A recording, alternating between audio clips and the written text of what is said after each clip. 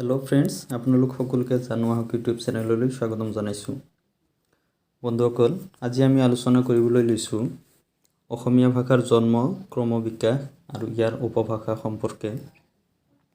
বলক বন্ধুসকল পলম নকৰি ভিডিঅটো আৰম্ভ কৰো।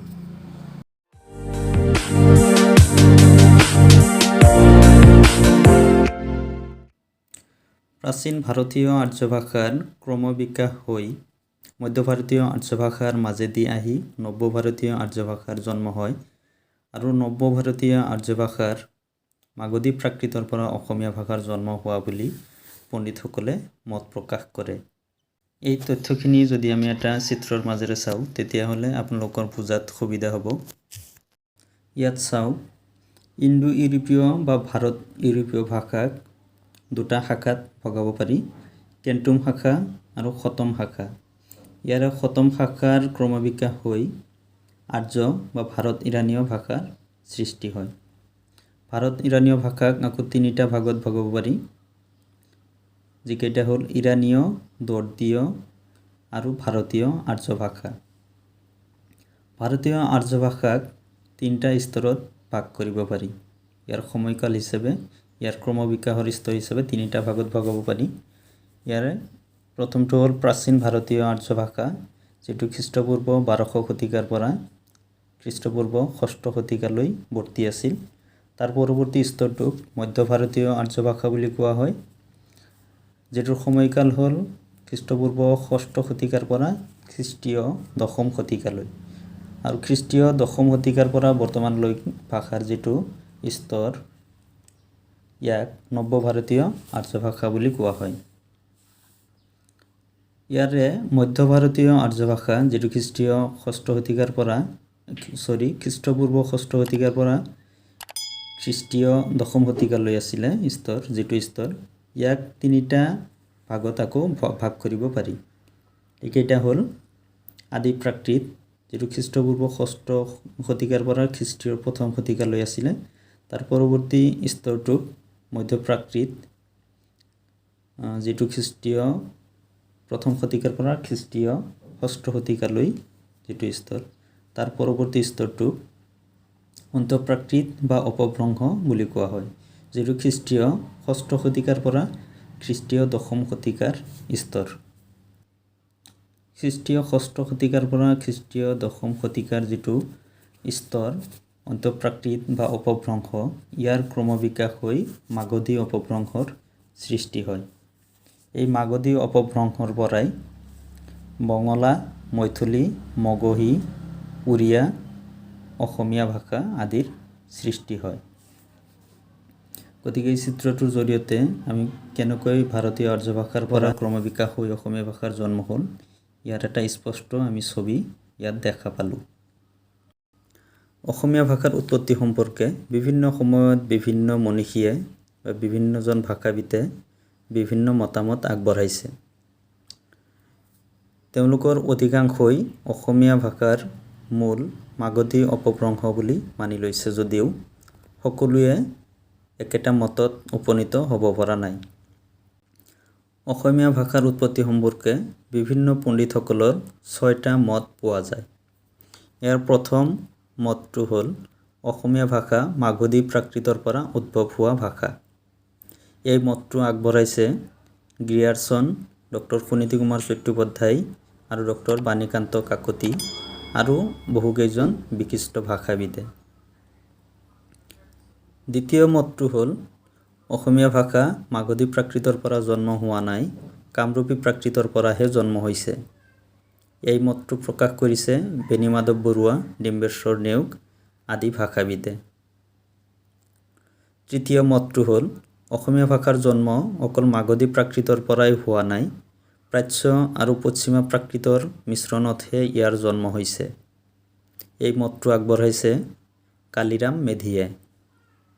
চতুৰ্থ মতটো হ'ল অসমীয়া ভাষাৰ জন্ম পৈশাচী প্ৰাকৃতৰ পৰা হৈছে। এই মত আগবঢ়াইছে কনকলাল বৰুৱাই। পঞ্চম মতটো হ'ল অধুনালুপ্ত কোনো এক অনা আৰ্য ভাষাৰ ওপৰত সংস্কৃত ভাষাৰ গাঁথনি জাপি দিয়াৰ ফলত অসমীয়া ভাষাৰ জন্ম হৈছে। এই মতটো প্ৰকাশ কৰিছে নাথান ব্ৰাউনে। ষষ্ঠ মতটো হৈছে দেৱানন্দ ভৰালীৰ।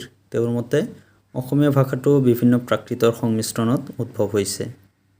তেওঁ অসমীয়া ভাষাৰ উৎপত্তিৰ আলোচনা সন্দৰ্ভত সৌমাৰ প্ৰাকৃত আৰু কামৰূপী প্ৰাকৃতৰ অস্তিত্বৰ কথা উল্লেখ কৰিছে।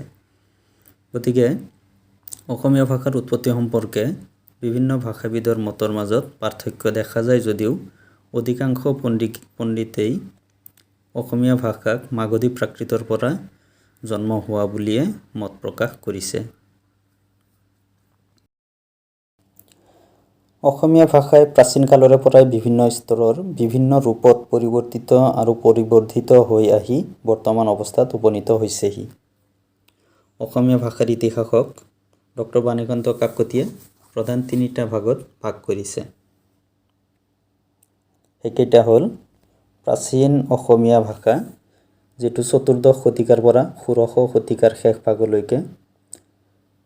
দ্বিতীয়টো হ'ল মধ্য অসমীয়া ভাষা, যিটো 17শ শতিকাৰ পৰা 19বিংশ শতিকাৰ আদি ভাগলৈকে আছিলে।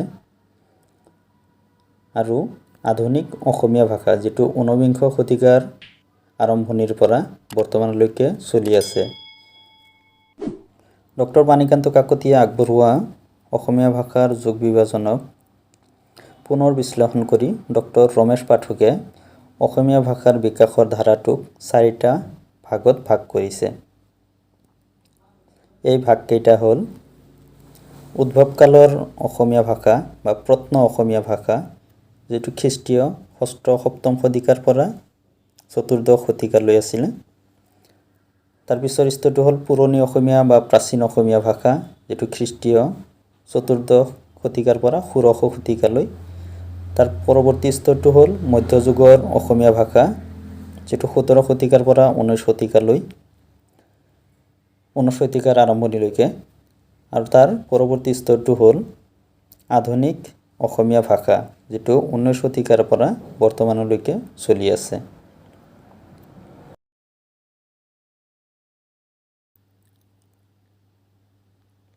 উদ্ভৱকালৰ অসমীয়া ভাষা।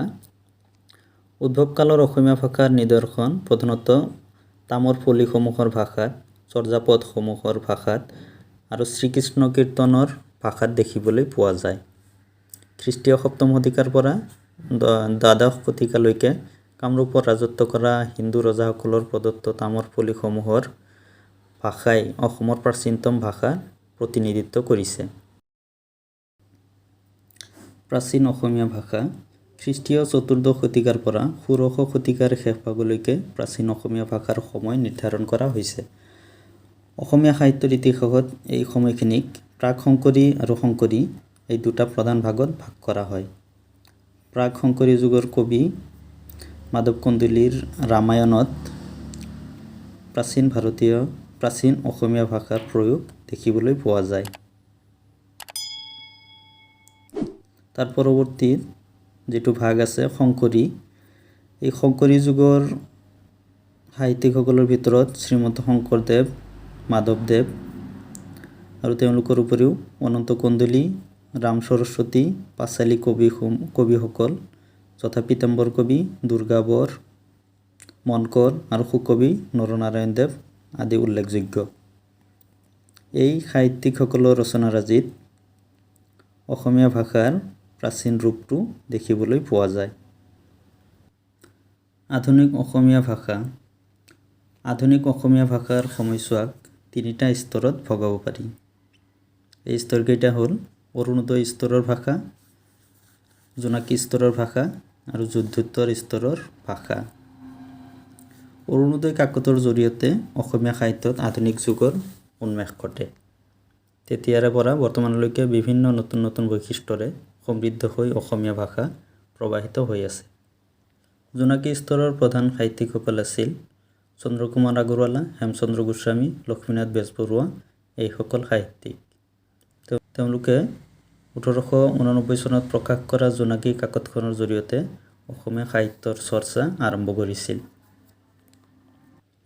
এইদৰে অসমীয়া ভাষাটো বিভিন্ন স্তৰৰ মাজেৰে ক্ৰমবিকশিত হৈ আজিৰ স্তৰটো আহি পাইছে।